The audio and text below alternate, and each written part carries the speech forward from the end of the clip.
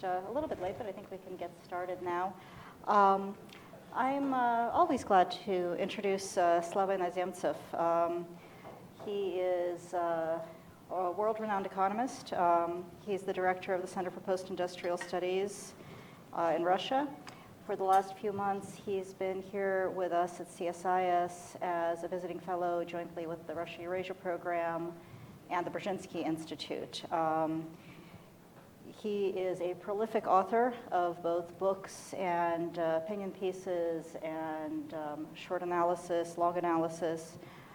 He's really one of the smartest people I think we've got on topics related to the Russian economy, the Ukrainian economy, and East-West relations.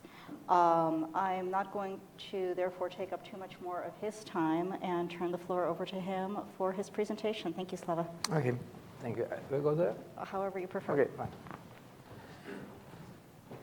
Okay, thank you so much, Olga, for presenting me in such a favorable manner. Thank you all for coming. I will try to limit my presentation for maybe 25, 30 minutes, a little bit maybe longer. I will not repeat everything which I'm sure everyone knows about how the Russian economy is doing these days or in recent years. I will just put in some larger cases, larger problems, and try to outline some possible outcomes we can expect in the coming years. So the results of the last year were really dismal. We saw a decline in GDP by 3.7%. We saw the decline of real disposable incomes by close to 10%. Slump in retail trade in current prices, in current rubles by more than 10%. The inflation was edging to 13%, went 12.9%. And also, what is very important for Russia, it was a real huge slump in exports by 32%. And the ruble devalued for around 60% in recent 1.5 years. But the biggest problem today and the biggest question is how big is the influence of such economic hardships for the Russian political life, for the Russian stability, as Mr. Putin used to call it, and what may be the outcomes for the Russian society, for the Russian politics, for the Russian foreign politics, and therefore for the relationship between Russia and the European Union or the West in general. First of all, for understanding what can happen, I will say a couple of words about how it all started. I would say that the my first point, very strong one, will be that what we are what we see now is a natural continuation of what Mr. Putin has done in his first, I would say, 12 or 15 years in power. The Putin consensus, I will explain it later. So the Putin consensus, the famous consensus of Mr. Putin, first years or first terms in power, was based on the exchange of some economic growth and growing well-being of the people for some cuts in political liberties and economic liberties as well. And all the events which followed then led to the increasing influence of all kind of law enforcement, I would say. So it's very strange to hear, but law enforcement officials, or siloviki it is called in Russia, in the economy, and of course the business climate deteriorated a lot. And every year it became more and more complicated, and even the rising oil prices were not able to counter all these negative developments in the Russian economy. What we could see after a short break of this trend during the Medvedev years, that this trend resumed, and beginning from 2012, when Mr. Putin returned to the Kremlin, everyone could say that the economy was doing not very good, even the oil prices were very high. Actually, a lot of people believe that the peak of oil prices was in 2008, and it was really so for a couple of weeks. But if you look on the annual prices or the average prices for the year, you will see that in 2012, 2013, and even the first half of 2014, the situation was even better than it was in 2008, when the average yearly prices, annual prices were around $85 or $86 per barrel in 2008, and they increased up to 106, 107 in 2012, 2013. But even during this time, in 2012 and 13, the economic decline of Russia became a reality, because if you compare the results of economic growth in the first quarter of 2012, the last quarter of Medvedev's presidency, it was 4.7% growth, and for the whole year 2013, next year, it was a dismal 1.3. So the decline was constant quarter to quarter, and even the high oil prices were unable to cope with it. So my point here is that the worsening investment climate, the worsening business climate, the more and more interference of the state into the economy contributed to the falling growth rates in the fourth Putin's term. The second point is that, of course, there were a lot of problems caused by the oil prices. Russia is heavily dependent on oil. I will not speculate on this a little bit more. During the Soviet times, in 1990, the share of oil and gas in exports of the Soviet Union was around 26, 27%. It increased up to 36% in 1999, and it was actually above 60% all the last years from 2010 to 2013. So the oil dependency has not been overcome, but it just increases and increases. If, for example, in the Soviet times only 17% of all Soviet oil was exported, now Russia exports up to 62% of its oil it pumps from the earth. The numbers for coal increased from around 5% of exports to 40%. So Russia is very dependent on oil, gas, and other raw materials. It's not a petro state typically, because oil represents only 35 to 36% of exports. Then comes the oil, processed oil products, diesel fuels, and so on, natural gas, metals, timber, and so on. But nevertheless, in general, the raw materials account for 80+% of Russia's export. So when the oil price came down, it was a huge challenge for the Russian economy, because all the more than half of the budget revenues of the federal budget came from oil, from tax, from custom duties, for special tax on natural resources, and therefore now one can see a big problems with financing of the budget deficit, because if to exclude the incomes from oil, the deficit of the Russian federal budget is now close to 10% of GDP. It's the situation when very similar to one which appeared in the early 90s.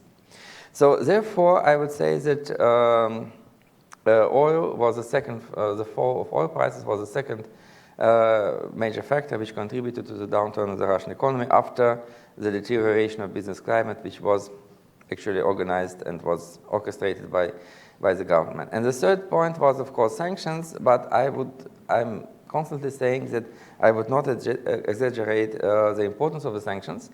And first of all, actually now, I think now it's really negligible, because, of course, the first time it was sensitive, and the most sensitive were, of course, financial sanctions, because Russia was, and the Russian companies were forced to repay around $160 billion in loans for the years 2014 and 2015, which they were not able to substitute with anything else.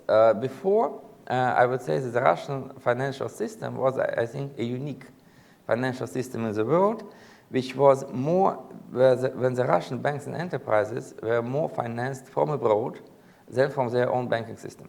At the time of the Crimean occupation in February 2014, all outstanding loans of the Russian corporation and banks, the Russian corporation and banks owed more to the Western companies or to the Western banks than to the banks which were registered inside the Russian Federation, because the banking system in Russia is even now quite weak. So therefore, it was a big blow. The sanctions were a big blow because they contributed to the devaluation of the ruble. The dollar-denominated loans become much more expensive to serve. And at the same time, of course, any source was able to compensate for the loss of these incoming financial flows. But I would say that today, one shouldn't overestimate the importance of sanctions, because the Russian companies were quite successful in repaying the loans, first of all. The Russian reserves, due to the central bank policies introduced in November 2014, were not depleted. They are quite big, and they are even growing in last months. And today, even the sanctions, if the sanctions are lifted, for example, tomorrow by the Europeans, it will not help very much for the Russian economy, just for several things, because the sanctions are composed on three bigger, big blocks. First of all, it's the financial sanctions, but I would doubt that many European banks will rush to Russia to finance Russian projects these days, because the economy is in very bad shape. It is much, much weaker than it was 2 years ago. The Russian banks are failing in growing quantities. There are not so many projects to finance inside the country. And so therefore, I would say that it's natural for a Western financial institution not to return to Russia, even the sanctions are lifted. Another proportion of sanctions was actually targeting the oil and gas industry, which was the core of the Russian economy in recent years. But what was prohibited? The sanctions targeted the oil exploration projects on the offshore projects in the far north, the new exploration in the eastern Siberia by Gazprom and Rosneft. But all these projects would be profitable with at the oil prices at least $85, $90 per barrel, and now they are actually even if they go on, they would be a money-losing enterprises. So therefore, no one actually will invest in this project, and there is no demand in Russia for the equipment which was banned from exporting to Russia. The third pillar was the Russian counter-sanctions, which affect the European food industry. But I would say that with ruble losing 2/3 of its value, for the European producers, it will be very, very difficult to return to the Russian market, just because the prices for European food, for European agriculture products will be uncompetitive in current situation, and the overall demand is going down. So if I return to the problem of the causes of the slowdown of Russian economy, I will definitely attribute maybe 65–70% of all the effects on the government policies, which are very anti-market, anti-entrepreneurial, and they contribute a lot for declining and for aggravating business climate. Maybe another 30% for declining oil prices, and at least 5%, it's the biggest amount, I would say, maybe attributed to the sanctions. So therefore, there is a big question, what will follow? And I think that if one assumes that the biggest problem for Russia is its own government, for the economics of Russia is its own government, I would say that we should be prepared for a long, long crisis. It may be not a catastrophe, and it will be not a catastrophe like in 1998 or 2008. It will be a prolonged slowdown. Economy will shrink by 2 to 3% per year in coming several years. That's my prediction. And what we saw, I think, I'm not sure about this, but this is my own personal opinion. I think we can speak about the huge cycle or long cycle of Putinomics, or Putin economic model. So for the first 8 years after Putin's tenure, after the beginning of Putin's tenure in the Kremlin, from the year 2000 till 2007/2008, it was a big, long-term advancement of the economy. It was caused by two major elements. I would say even by two major elements, not only by oil, because everybody is speaking about that Russia is a petrol state, and so therefore the economic performance of the first two Putin terms were definitely contributed to oil. It's not so true. The economic performance of Putin 1 and Putin 2, I think, was contributed in equal terms to oil, to rising oil prices, to more and more money coming in, pouring into the Russian economy. And at the same time, Putin was very successful in reorganizing the Russian economy and bring some order to it. I think Mr. Larionov will also say about this. This is actually true. The Putin policy in the first his years was very pro-business, with lowering taxes, with organizing. The state machine was actually disorganized in the 90s. And what Putin did, he bring it to some order. And this was definitely good. And some order in the economy, some more rule of law, some lesser taxes on the one hand, and the rising oil prices on the other hand, were both supporting the Russian economic upturn in the first 8 years of Mr. Putin's reign. But then, of course, it was a change. It was the first oil slump in 2008. And on the other hand, you can see that the bureaucratic machine that Mr. Putin built, and which was actually used from the beginning to some good causes, became too big, too self-sufficient, and actually too hungry, I would say. If one looks on Russian state contracts in 2001, 2002, it was, of course, a lot of corruption. But the corruption was limited to maybe 10 to 15% of all of the value of the contracts awarded by the state. Now, in recent years, the figure is as big as 50% plus. So in this case, you understand, and the government and the budget outlays are growing. The military outlays are growing. The money which is dispensed for Ministry of Internal Affairs is going up. In 2013, before the ruble crashed, the federal budget of the Russian Federation dispensed more money to serve the needs of the federal government than the budget of the United States of America. If you compare this on the market value of the ruble and dollar. So it's disproportionately high amount of money which is used on the government funding and on the projects which are really useless. As Social Olympics, APEC meetings in Vladivostok in 2012, all this, a lot of investment projects which really do not pay off. We can speak about this further. So in both cases, there were prerequisites for the growth to stop. And it actually stopped in 2008. And we saw a big slump in 2009 by 7.9% of GDP. And actually, after this, the economy never recovered. So there was a lot of, there was some upturn momentum in 2010, 2011. But economy never returned to the terms of growth that it enjoys in the first half of 2000s. Therefore, I would say that the big Putin circle in economy can be described in three portions. The first one lasted from the year 2002 to 2008, when Russia was really, emerging economy with all the hopes associated with it. Then we got a long time of stagnation. Actually, from 2008 to 2014, the average annual growth was less than 0.5%. So it's leveling out.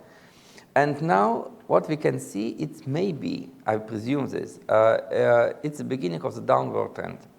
Because Putin's policy will never change. He is now not very obsessed with the economy because he turned to foreign policy, to geopolitics, and so on. The Putin elite believes the entrepreneurial class is mere speculators and nothing else. They believe in a state-run economy of the Soviet type.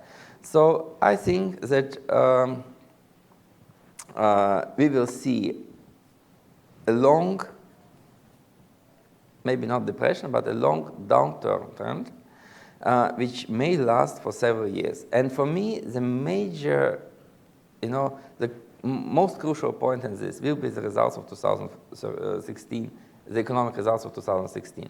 Because every projection, every forecast, which is done either by the Russian officials or by foreign think tanks or investment companies, every such a forecast was till the last month quite favorable. Even the International Monetary Fund predicted 0.8% growth in 2016 for Russia as recently as in October. But in recent months, the forecasts are going down, and I absolutely agree with this, because I cannot see any sources for growth in this year. Neither in the consumer sector, consumer confidence is falling, the real incomes are falling. Last year it was a very interesting moment in the Russian economy. Every year in recent 15 years, the Russian economy grew faster than its industrial production, because contrary to the all emerging economies, the Russian economy was fueled not by the industry, like in China, for example, in Vietnam or Korea, but it was fueled by the service sector, financial sector, real estate operations, so on. So, but only in 2015, the growth in industry, the fall in industrial production was less than in overall GDP.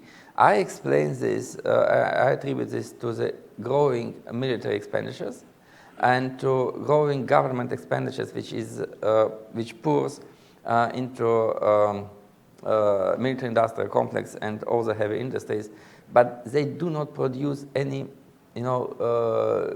any further growth in other branches of industry.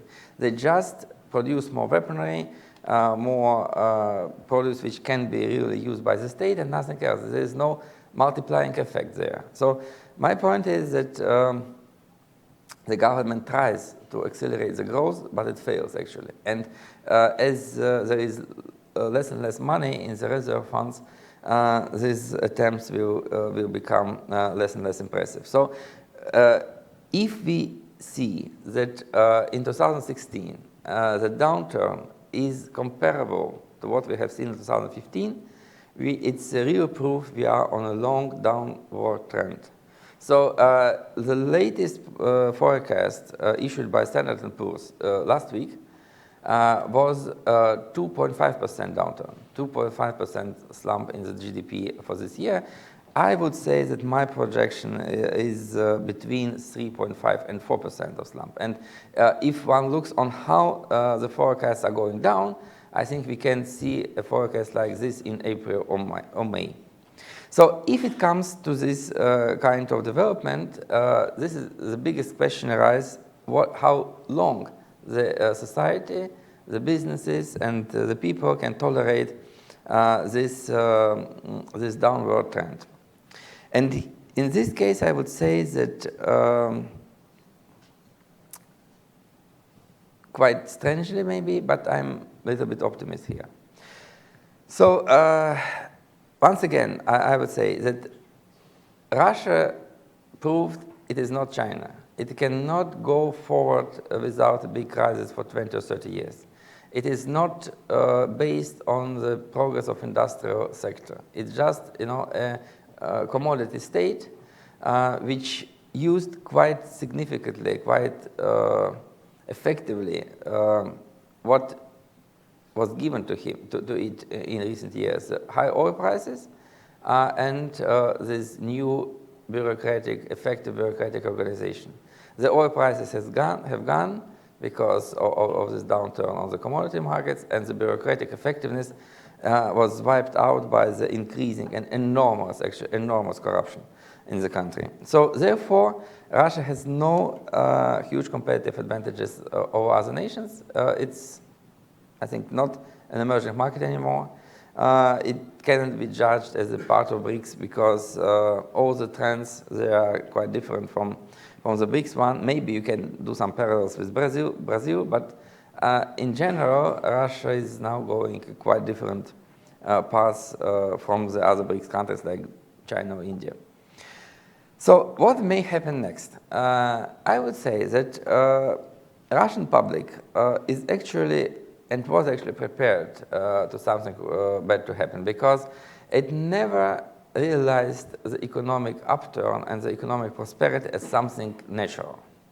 And the Russians were for many, many years prepared to worse. I would say that they haven't changed completely the patterns of behavior which were present from the Soviet times. So, and in this case, my argument is that the crisis as it develops now is overseen is seen by the majority of the Russians as something which they cannot change.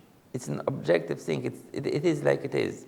There is no alternative to the crisis. And moreover, I would say that many few try to attribute this crisis to Mr. Putin's government or to Mr. Putin's economic policies. Because everybody would say that if the oil prices are going down, how is Mr. Putin responsible for this? No, he's not responsible. It's an economic crisis which comes from abroad. Of course, it's a more complicated issue. Is Mr. Putin responsible for the sanctions or for the occupation of Crimea? Of course, he is. But in the country, it's not a very obvious message to the people because majority of Russian citizens believe that the counter sanctions which the Russian government imposed on the Russian people when it declines to buy the European foodstuff, around 80% of the people in Russia believe that these sanctions were imposed not by the Russians, but by the Europeans. The propaganda is doing well. So therefore, I would say that my point is we will not see a huge upheaval of social upheaval due to the crisis. For example, in 2015, in the spring of 2015, when the first wave of crisis came, Mr. Navalny, a very prominent opposition figure, tried to organize a street rally which he called a march against the crisis.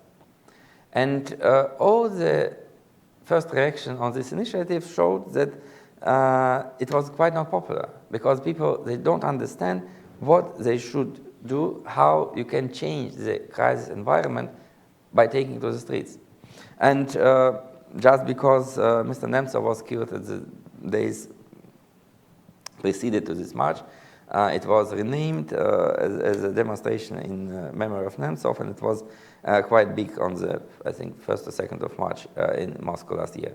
But nevertheless, I would say that, once again, that no one will mobilize against the crisis because the tactics and the strategy of survival in Russia is more and more individualized. The people would like to take another job. They will try to economize on everything. They will try to pay less taxes and so on. But they will not take to the streets. This is my personal opinion, but it's very strong. For example, if you look on the post-Soviet experience for the many, many years, for the quarter of a century, you will see that in Russia, the only one huge political revolt, which was in October 2003, in October 1993, was provoked by the Mr. Yeltsin decree of dissolving the Supreme Soviet of the Russian Federation. And there were any huge upheavals caused by the economic problems. If you look on Ukraine, there were 2 Maidans in Ukraine caused by the irregularities of the elections. The first one was caused by the irregularities of the elections. The second one was caused by the Yanukovych, when Yanukovych declined to sign the association agreement with the European Union. But Ukraine is in much more terrible economic shape than Russia, and even there you don't see any economic protests. Belarus, another third post-Soviet republic, experienced a huge drop in real exchange rate, in currency exchange rate in 2011 after the presidential elections of 2010. It resulted in inflation close to 100% per year. The central bank effective rate was more than 40%, and there were no protests at all. So I would say that what we can see these days, it may be some unrest and some protest due to particular economic reasons. For example, if you do not pay wages to teachers and to doctors in some particular Russian region, you may expect some unrest there. But the government is quite effective in solving these problems. For example, just on Thursday, Putin sacked the governor of the Zabaikalsky Krai, who was quite well known for these irregularities of payment for the teachers and doctors. But therefore, I would just say once again, I do not expect any huge popular protest due to economic reasons. So, for several coming years, I would say, the Russian government has a lot of reserves in the reserve fund to finance the shortcomings of the budget in 2016 and 17. I think the Russian government will go further with the devaluation of the ruble, bringing the value of the ruble closer to 100 to the dollar, maybe even higher, because this is a very effective source of filling the budget holes, because the custom duties for oil are collected in dollars, and therefore you can exchange dollars into the rubles at the higher rate, and then to fulfill your obligations which are denominated in rubles, or the budget obligations. So I would say that in 2016, 2017, and even 2018, you will have no big political problems due to economic situation in the country, till Mr. Putin is re-elected in 2018. So after that time, I believe the citizens, the people, I would not say they will, but they may rethink what is going on. At the time, the crisis will be there for 3 or 4 years. The Putin's rule will be extended to 2024 for 6 more years. Definitely no change in policy will occur. So the people at that time can really think more and more about what is going on and what we can expect and what is it all about. So after 2018, maybe in 2019 or even later, something can change. But I would say that not before. So to make some conclusions, I would say that first of all, Russia is definitely losing its position in the global economy. It has not. It doesn't possess any sources of resuming growth. Its economy will contract even in ruble terms and in dollar or euro terms even faster. Russia was the second biggest market for passenger cars in Europe only several years ago. Now it finished the year 2015 as the 5th biggest in Europe, and I think it will be the 7th biggest in Europe in this year because the slump continues. So what it can be as example or as an analogy for treating Russia in coming years, I think it's the best one is Argentina. It's a country which is obsessed with this Falkland Island crisis. Russia is now obsessed with Crimea, but more successfully, but the same obsession. It feels itself, encircled by their enemies from all over the world, except maybe China. And the government will never change its economic policies, just going further with all the bureaucratization and all the etatization of the economy. So this is the first point, that we should forget about Russia as a prospective market for several years. The second point is that I'm sure that even the oil prices are going higher, they will not cause a change in the Russian economy, because last week Mr. Novak, Minister for Energy, said in Saudi Arabia that everybody will be happy with the oil price around $50 per barrel. I disagree, because even if the oil price is 50 per barrel, Russian budget will face a deficit equal to 2.5% of GDP. It's a huge deficit. And even in this case, the reserve funds will be depleted in less than 3 years. So even if the oil price is going higher, the result will be that the government expenses will also rise, and I would say that it will not help the Russian economy. To help the Russian economy to flourish as it was before, as it did before, the oil prices should jump up to $120, $140 per barrel. This will really leverage the deficit, and this will make some push to the Russian economy, but not in any other cases. If the oil price rebound to 50, 60, or maybe 70, it will cause maybe, the slowdown will be not so big, but it will continue. So the third point will be that if one looks on what can happen in from the political side, I would say that nothing will. That the situation looks still comfortable for the Russian government, except it makes some profound mistakes in its policy making, like another confrontation with the West, or going deeper into the war in Syria, or provoking some real social protests in whatever regions, just losing attention to this and something like this. The protests may be only local, and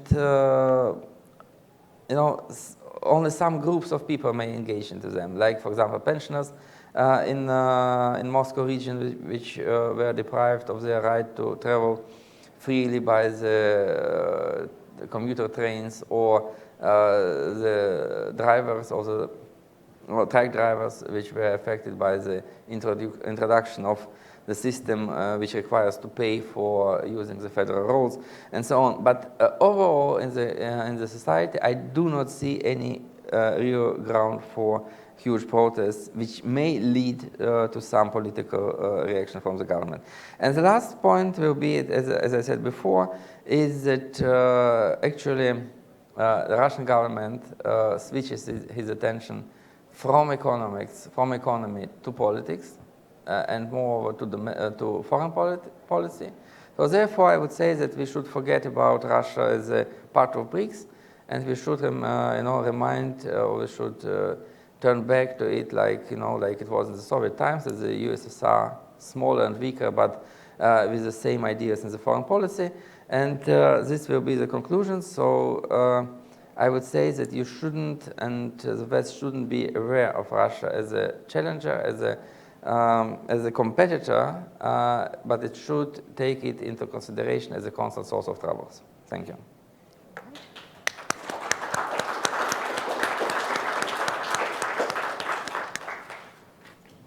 Thank you, Slava. That was bleak. I'm going to take my moderator's prerogative and ask you a question. Ask you the first question before we turn it over to the audience. So let's assume that everything is exactly as it is. Russia has the foreign policy it has. The price of oil is about where it is. But you are in charge of the economy, and nobody's going to stop you from implementing reforms to the extent that the system will let you implement them, right? Vladimir Putin has said, fine, fix this. I've got it. We screwed some things up. What do we do to fix it so that we don't run into all of these problems, so that we don't have years of deficit? What would you change? Thank you. It's a good question. I would say that if the problems in Russia may be solved, I would not say they may be solved in general, but what should be done for the first immediately, the bureaucratic pressure on the economy should be lifted a bit. So what I would do in such a case, first of all, I will lower taxes, quite symbolically maybe, but I will put them a little bit down, and really promise, not like Putin does, but really promise not to raise it anymore, for example, for 5 years, and to bring any change to the tax system. The first point. The second point is that, of course, I will try to reintroduce growth for some parts of the Russian economy. First of all, to agriculture, to small businesses, and to individual entrepreneurs, because agriculture contributes, the whole agricultural sector contributes less than 2% of all taxes collected in Russia. So it can be easily, liberated from all possible taxes and from all possible tax inspections for maybe 10, 15 years, because it will bring some growth to the Russian regions. The all small entrepreneurship can also be lifted of all taxes. We can resume the principles of the free trade, which was used by Yeltsin in the 90s, just to restore growth, to provide more employment or self-employment, and to decrease the funds which is necessary to make the social subsidies. The next point will be that we should embark on new privatization campaign, but we should not sell, for example, Rosneft to Sberbank in these big portions. It's much more important to sell a lot of assets which the government, local government, the federal government holds in state-owned enterprises, which can be bought completely, entirely, and used into middle and small-sized businesses, not just to invest into shares of Rosneft. You can sell a lot of land for individual construction, for residential buildings. In these cases, this measure will complement to growth in construction materials sector, also provide a lot of new employment to the different regions and so on.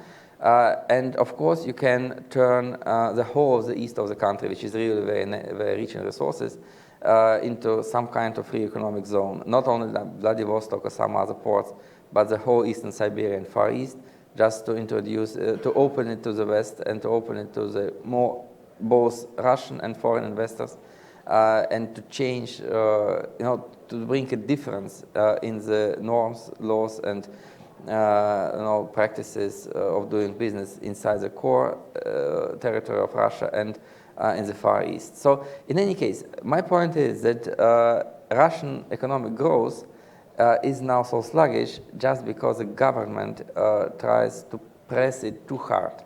So just take some of this pressure out and the growth will resume. And then after the resumption of growth, you can speak about the more radical and the more complex reform program which can last for 20, 30 years. But the first measure is just to ease the bureaucratic control, to ease the tax burden, and to take out some economic powers from the Russian siloviki. This will be very clear message to the businesses, both Russian and foreign, that you can do business in this country. Because now everything is looking like you cannot do the business there at all. Thank you. I'm going to open it up. Yes, please. Yes, hi. If you could please introduce yourselves.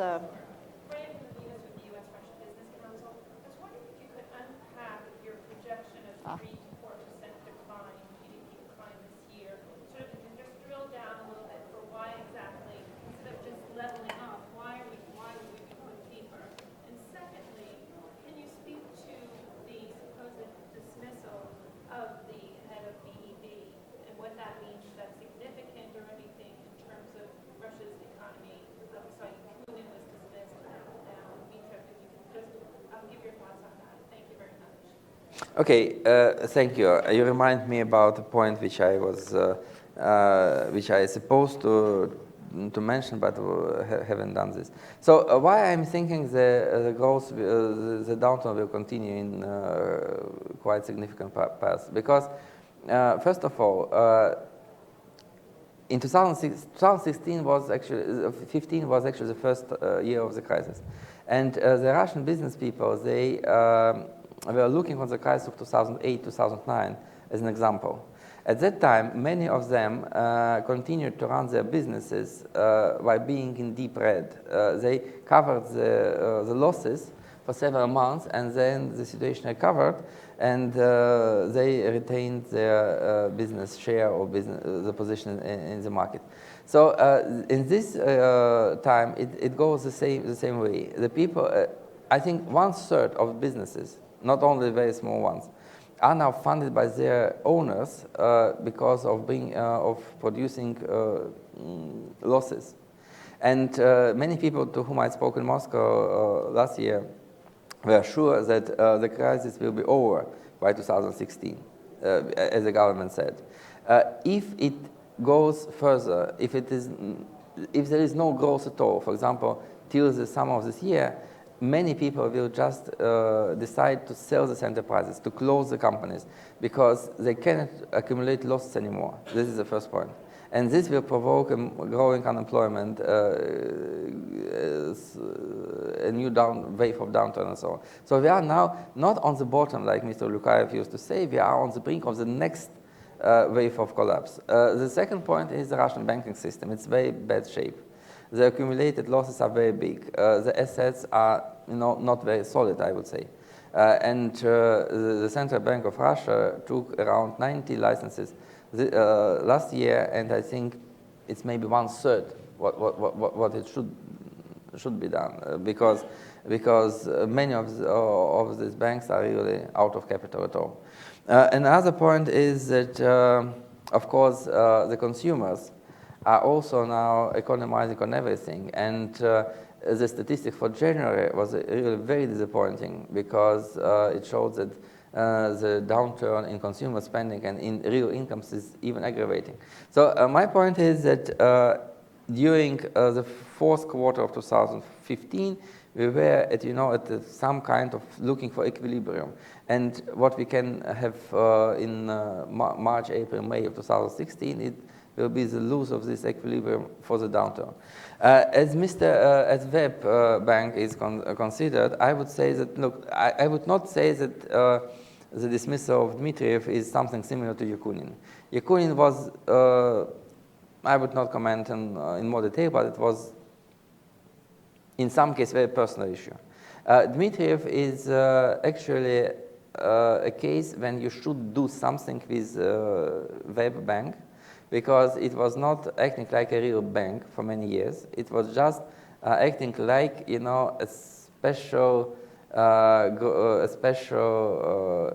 engine or special vehicle for disbursing government money into different projects. For example, if you don't want to put the budget money into Sochi Olympics, you just give a loan to Web or put some government money or reserve funds money into the Web, and the bank issues and originates some loans to the companies which are building the Olympic objects in Sochi. Of course, it was from the very beginning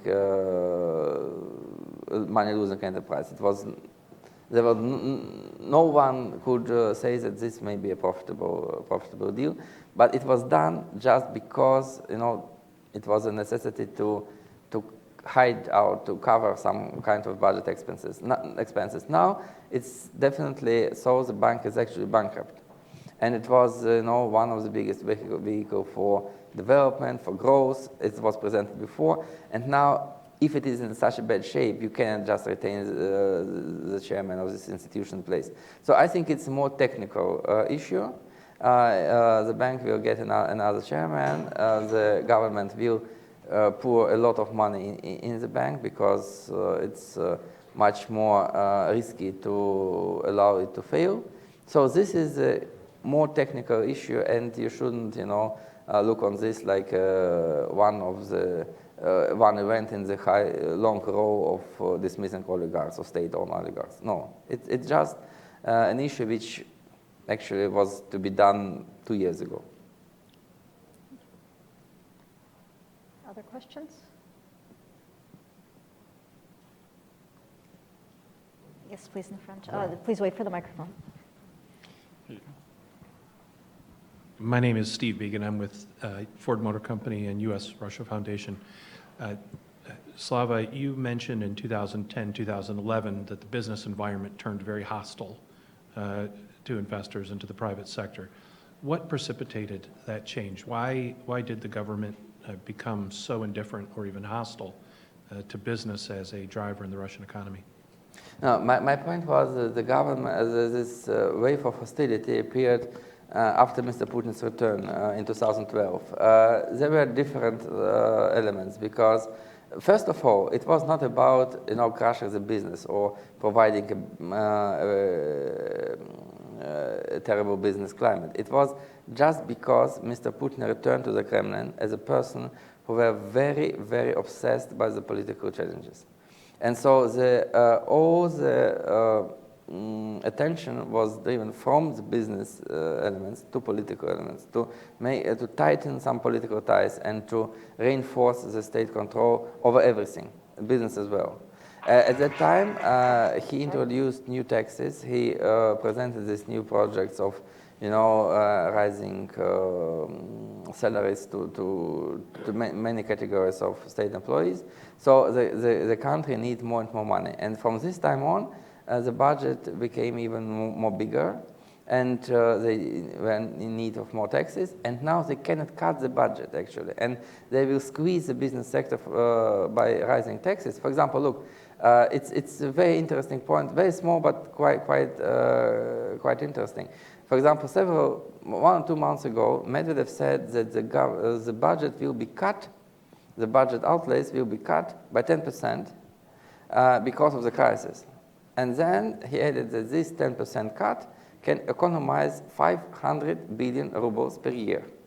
If one calculates this number, you will see that the budget outlays, the federal budget, are now staying at around 15 trillion rubles per year. If you cut 15 trillion rubles by 10%, you will economize 1.5 trillion rubles. Medvedev says about 500 billion. So it's all about the sectors which are not very sensitive to the government. These cuts will never, affect military, for Ministry for Internal Affairs, all the government spending, and huge projects like this bridge to Crimea. But nevertheless, I would say that this new business climate was due to 2 points. First of all, the government actually needed more money to present itself like an omnipotent economic and political actor. And the second point was actually that after Mr. Putin returned to the Kremlin, all these siloviki, all these law enforcement guys, they get quite new significance in the power elite, because after all what happened during Medvedev years, after this protest in Bolotnaya in 2011, everything was concentrated on them, and then have much bigger say in the economy than they had before. So I think these two points may explain this. Thank you. Yes, red sweater. Thank you. I'm Betsy Hafner from the Office of the U.S. Trade Representative. Though I have to say the caveat, my views, my question is my own and do not represent the government or any of that. Thank you. Had to get that out there. You mentioned in thinking that there is not, it's unlikely that there is going to be a response to the economic downturn, a response like there has been in Ukraine, because if I understood you correctly, sort of the people did not necessarily benefit a lot from the upswing in the economy. They are maybe, people generalize and say the Russian people, they're very accustomed to tough times. They can withstand a lot of hardship. I'm curious though, because there is a segment of the population that did benefit, and that is the oligarchs. And I wonder if your response sort of merge those two. Is there a difference between, I would agree probably a popular uprising is not likely, but what about the oligarchs, those parts, the businessmen who did benefit from the greater freedom of the early parts of Putin's presidencies? And does he have to worry about them and keeping them happy? Okay, thank you. Very interesting. I would say that maybe I was not very correctly understood, but my point was that a lot of Russians benefited from what happened. Yeah, so the majority of Russians actually benefited from what has happened in recent decade. But I would say that the problem is not that the Russians are accustomed to tough times or to struggle with economic problems. I would say that the most important issue is that the vast majority of the people in the country believe that they can cope with these difficulties much more successful individually than collectively. So the problem is that if you are going to the street demanding for some change, you will never get this change. If you try to survive individually, getting a second job, dealing with the officials individually, corrupt them, this strategy is very effective. And you can achieve the goals you never achieve when you, or for example, entrepreneurial association, launch some initiatives. So in this case, this is a strategy of survival. The society is very individualized these days, and therefore Mr. Putin is so successful in governing this society. So therefore I would say that I'm very pessimistic about the possibility of this huge popular pressure on Mr. Putin. What about the oligarchs? I would say that the oligarchs, if we speak not about the state oligarchs, like for example, those who are appointed by Mr. Putin to run the state companies. If we are speaking on the oligarchs, I would say that these people are the most responsible in the country, and they understand what is going on very well. So therefore, one of the elements of this understanding is that no one of them can challenge the system without being in danger by himself or herself. So therefore, they understand that it's terribly risky to challenge the system or to plot against the system or against Putin, because the enforcement apparatus is so strong and so effective that it will come out immediately. So my point is that the oligarchs, what they are doing now, I will not cite particular persons, but they are just taking some part of their capital or cash, sending them abroad to Europe, buying their houses, small enterprises. Some of them are switching their businesses to Europe, like Alpha Group is doing. But buying a lot of assets in England, trying to buy some new assets in oil industries in Northern Europe and so on. Some of them are doing it in a more private way, but nevertheless, I think every one of them has his or her own, reserve fund outside the country, and they are well prepared to everything what might happen. So therefore, no one of them will appear as a challenging force to Mr. Putin, because this strategy is the most unproductive which you can imagine. So, yeah. Does Putin need them at all? No, I would not say so. Look, if, for example, Mr. Deripaska, what for? They pay taxes, they control some parts of the economy, but if you own, for example, Norilsk Nickel or metal processing enterprise, you cannot take it out of the country. So of course, Mr. Putin is not one who likes conflicts. He doesn't want, no. It's, to take Crimea, it's another point. But inside the country, inside his inner circle, between the power elite and the oligarchs, he will try to, to escape of conflicts to the last possible moment. Of course, Khodorkovsky was another case. But outside this, you haven't seen any huge conflict between Putin and the oligarchs, except Khodorkovsky and Berezovsky, for 15 years. It's a very important issue. So he doesn't want to have conflicts. So he will not press them more, maybe, but he will not tolerate any kind of protest or any kind of plots.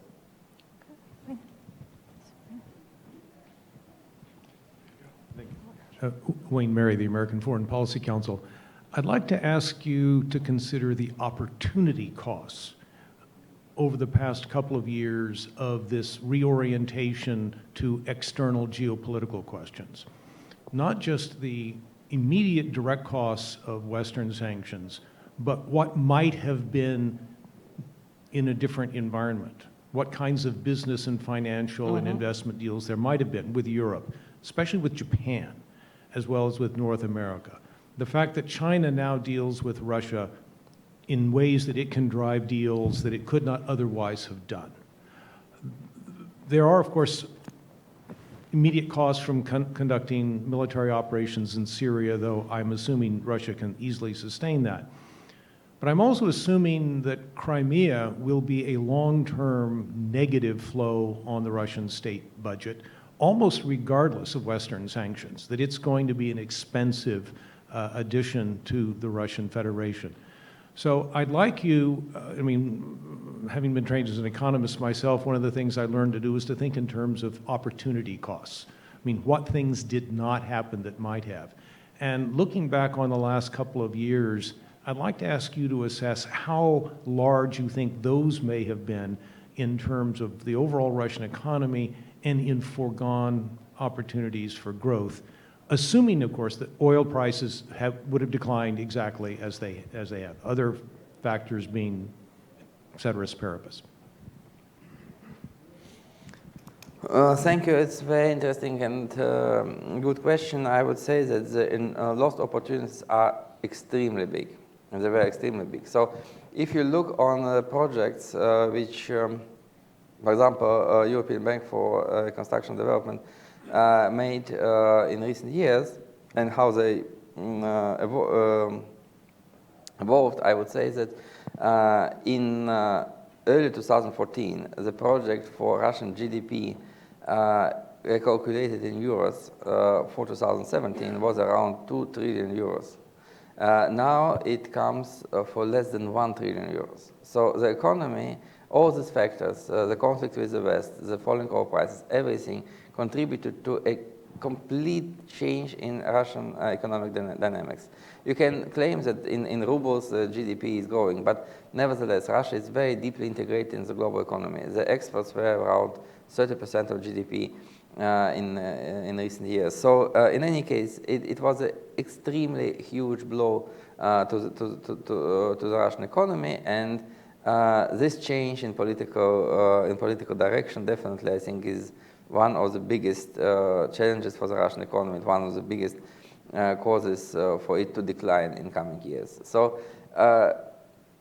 of course, I'm a big proponent for good relationship, economic relationship between Russia and the EU and Russia and Japan. I think that if one speaks about turn to the east, Russia's turn to the east, actually Russia's east is not China. Russia's east is the United States and Canada, if you look on the globe, and the Pacific economy as well. So therefore, I think that a responsible Russian government should use all the economic possibilities of cooperation with Japan and South Korea and Canada and United States in the Pacific, which Russia is doing not these days. China is not Russia's economic ally in any case, because China is itself an industrial country, and if Russia wants to prosper, it should industrialize itself.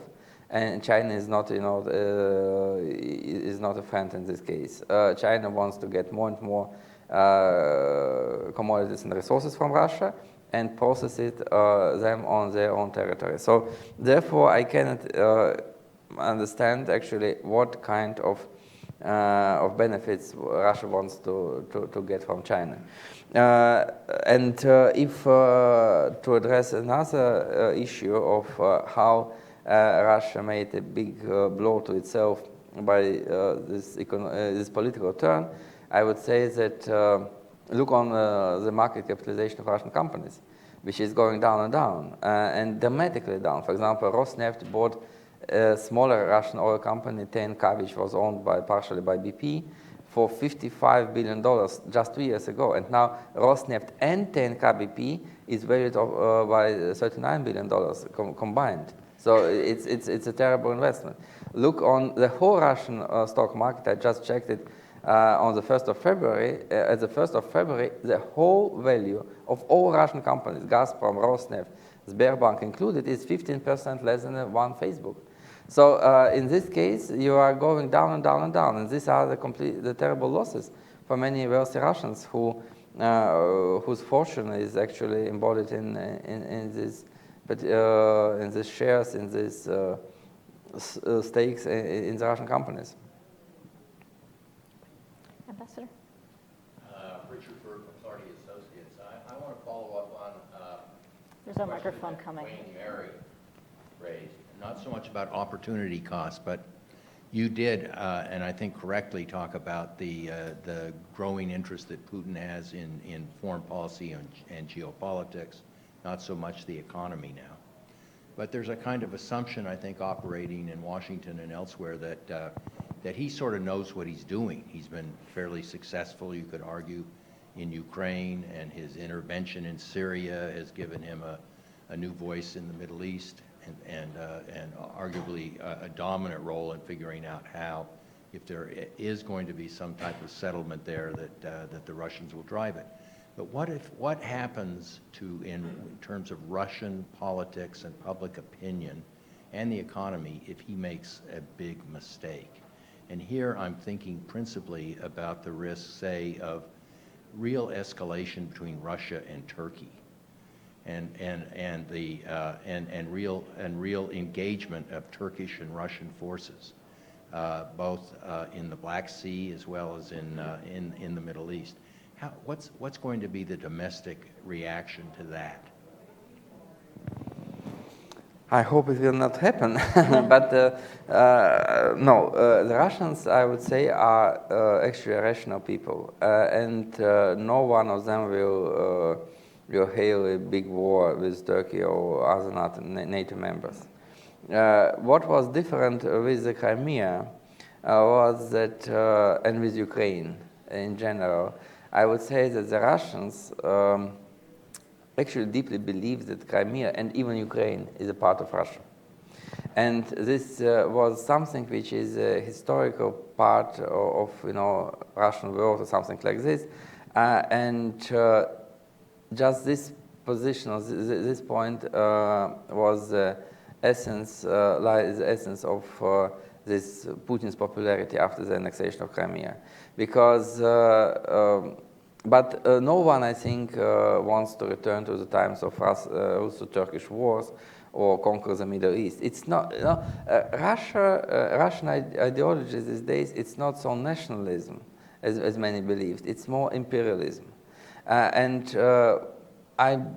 even in this case, I would not say that Russia now looks beyond its previous borders, the Soviet borders. I don't think Russia now wants even to reconquer the Baltic states. No, but Ukrainian case was very sensitive for its own reasons. But to go to big war, Putin understands how dangerous it may be. He annexed Crimea, my point of view, it's just my point of view, he annexed Crimea so easily because he was absolutely confident that the West will do nothing. As it was, for example, in 2008 after the war in Georgia. Because actually, have done nothing. The Sarkozy plan was neglected by the Russians, and the West was silent. After Crimea, it was also silent in military terms. Even only several months ago, it was the permission was issued to send lethal weapons to Ukraine. Before, the Europe and the United States were silent. Only the economic sanctions were imposed. And Mr. Putin, I think, was completely unaware of this. He was definitely sure that nothing will happen like it was in Georgia. So therefore, this was his calculation. In Syria, I doubt, look, the idea,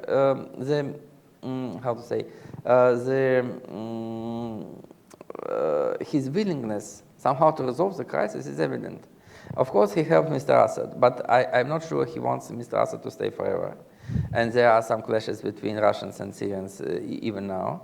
And he definitely wants to go out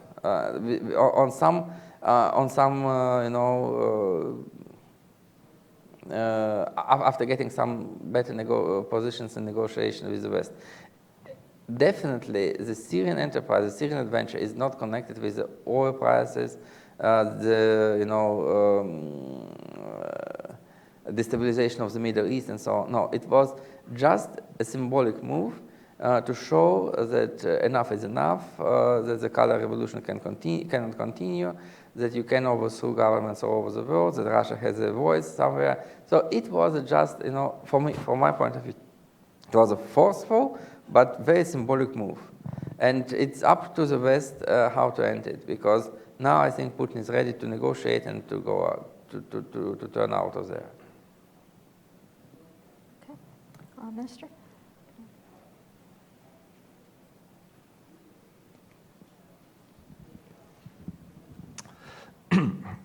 Vladislav, could you please give your thoughts on one particular issue that is a topic of discussion, at least in this capital, for the last couple of years and in many other places, sanctions.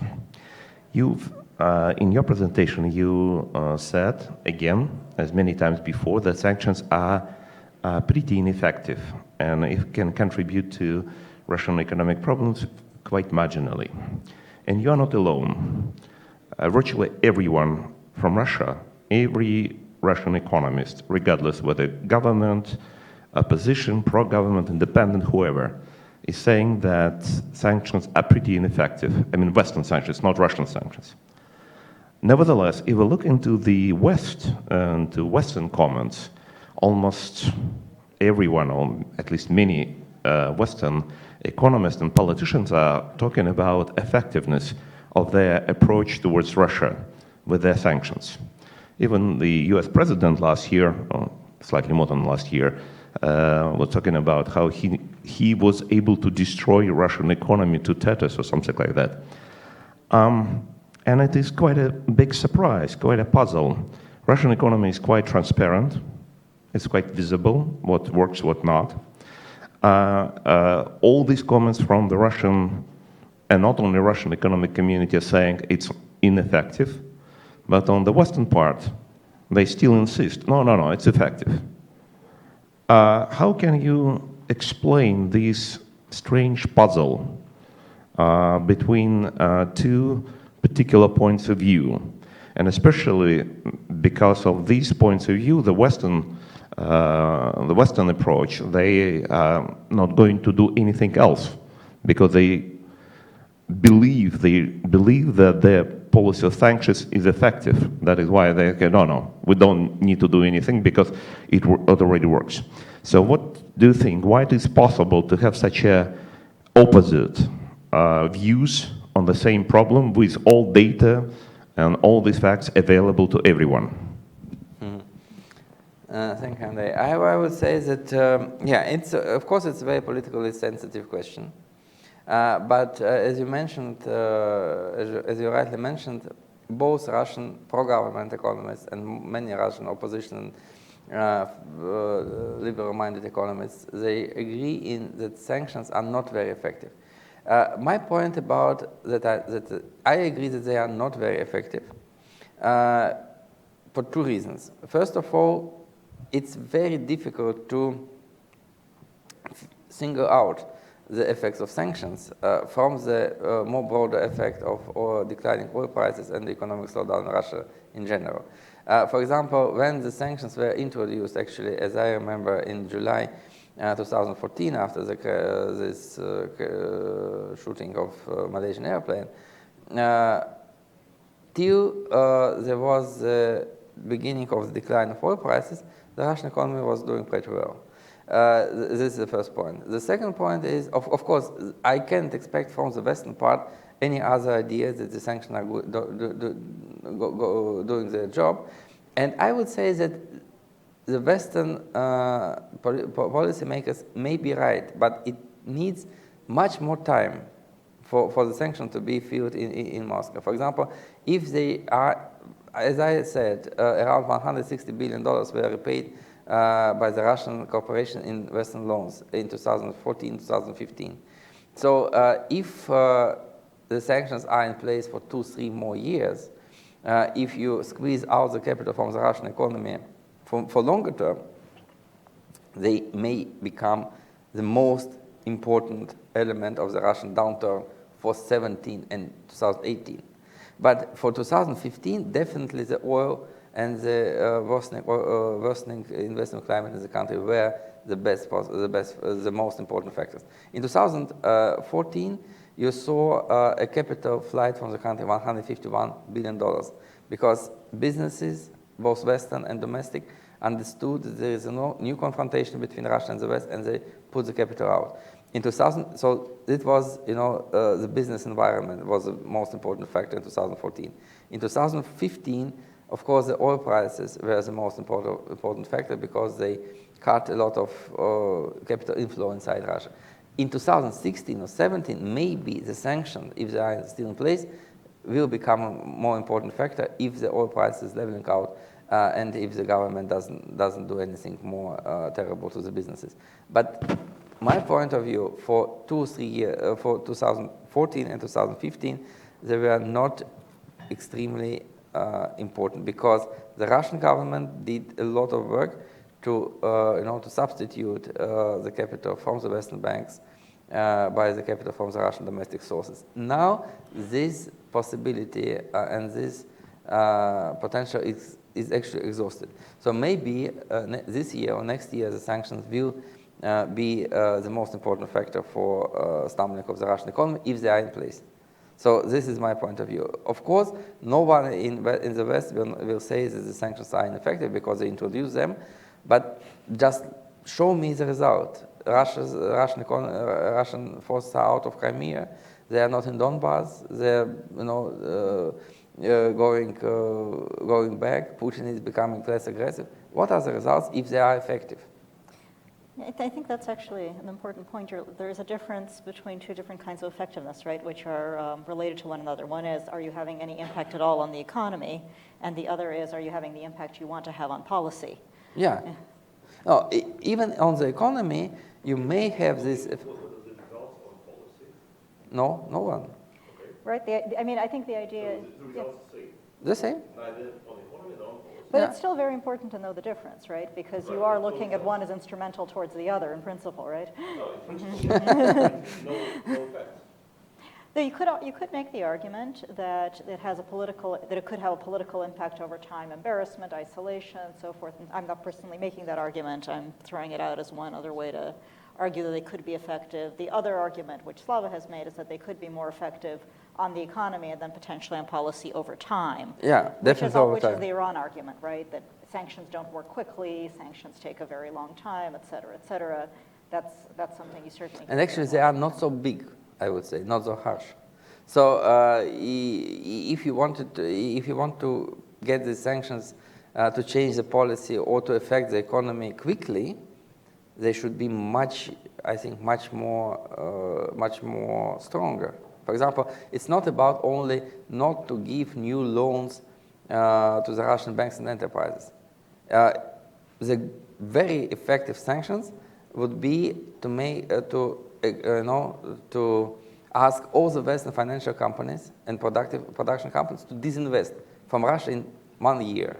This will be a very, very harsh idea because around 60% of all trades in Moscow Stock Exchange are organized by the Western-owned or Western companies or Western financial institutions.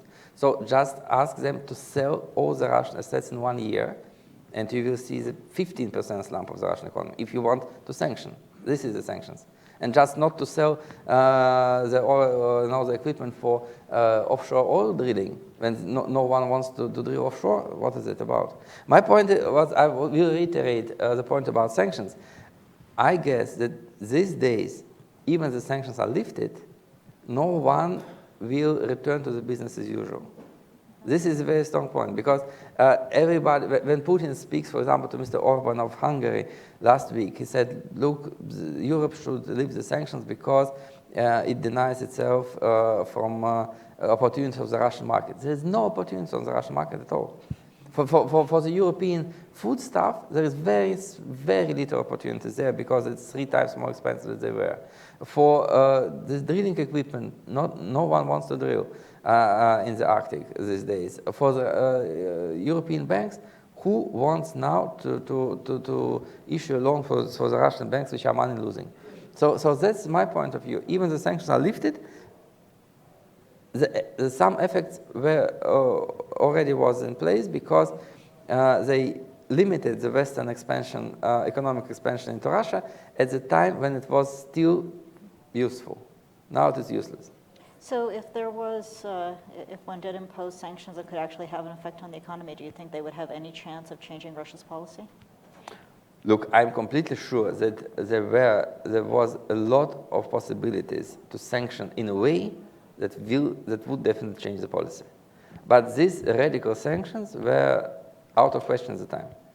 But look, just cut the gas supply to Europe. just switch to the Qatari gas in 1 year, not tomorrow. But in 1 year, Europe can easily switch to other sources of natural gas except of Russia. The European Union has enormous excessive capacity at LNG terminals to take LNG from Qatar, from Trinidad, from Australia, from Indonesia, from elsewhere. And this excessive capacity at LNG terminals in Europe exceeds the supplies from Russia by 32% last year. So it was just a matter of price. You should pay more, around 30% more price, more higher price for LNG than for Russian gas. But the whole amount is worth around 15 billion euros. So just reimburse 15 billion euros, cut the gas supplies, and we will see what Putin does the next day. And this will be a real huge sanctions. Disinvest from Russian economy, cut the gas supplies, ask all the Russian citizens with the Russian passports to, what was the sanctions, for example, against Rothenberg? They just wanted to arrest the Rothenberg property in Italy for 50 million euros, two hotels and another real estate. And the property is still arrested. They haven't confiscated. So the most effective sanction against Russia, I would say, was just one thing. Just introducing legislation in the European Union which requires to sell all the property which belongs to Russians and the Russian control company in 1 year, and to take the money out, to close all the accounts of the Russians in Europe and take money account, whatever they want, to VTB Bank in Moscow, to HSBC in Shanghai, everywhere, out of Europe. And yeah, definitely, London real estate market will collapse. But in this case, you will create a real opposition inside Russia. In this case, all the middle class will ask Mr. Putin, what for? Why should we pay such a big price for Crimea? And this is the real sanctioning. And it may be very effective in 1 year after the introduction, not in 5 years, the wait. But my point is that the sanctions were the least painful response by the Europeans to what Russia did in Crimea, because they were not able to introduce military response. They were not able to introduce the sanctions which will ruin the London real estate market. So they figured out some kind of sanctions which were not very, not very sensitive to the Europeans, and they introduced it. So if they are not very sensitive to the Europeans, they definitely are not very sensitive to Russians. Let's take one more question. And the West does not want to punish Mr. Putin. Definitely not, of course.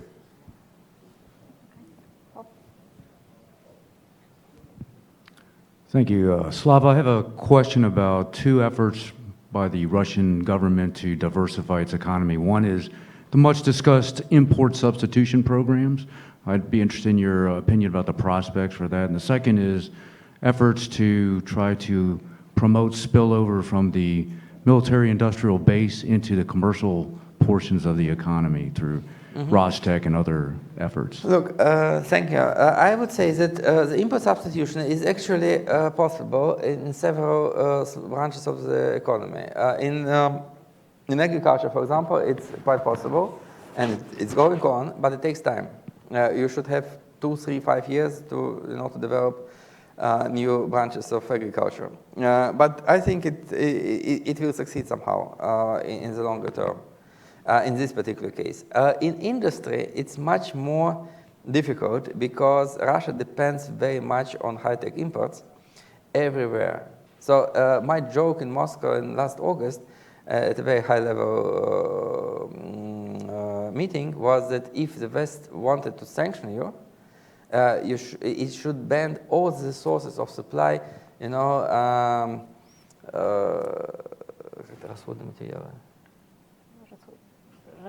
Material.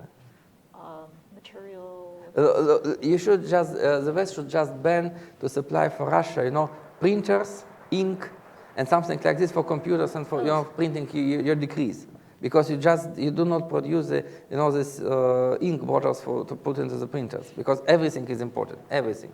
But nevertheless, the point is that if you in industry, the import substitution will not succeed for many years because of very big difference of standards in Russia and abroad. For example, look, it was very picturesque example just last week when the Russians decided to buy new communication satellites from France just because they tried, in Krasnoyarsk, they tried to assemble their own new satellites using the majority assembling parts of Russian origin. And these satellites became so heavy that the rocket cannot bring it to the orbit. So they decided to buy 8 new satellites of French origin. So therefore, I think it will hit a lot of problems with import substitution. If you look on the defense industry and the import substitution there, I would say that the heaviest blow to the Russian defense industry was not the sanctions from the West, but the cutting of supply from Ukraine. Because the Russian defense complex was very much more dependent from Ukrainian producers than from the European ones.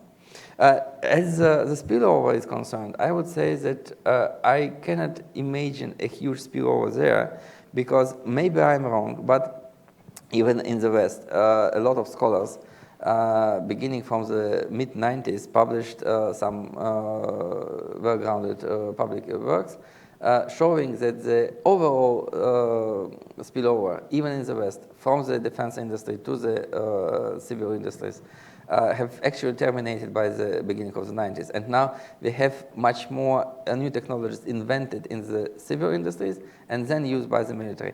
In Russia, it's even more so. So therefore, I would not... The problem for Russian industries, it's not to invent technology somewhere. It's just to use it. You know, in the world, nothing is more cheaper. Nothing is more cheap in the world as, you know, technologies which were invented 5-6 years ago.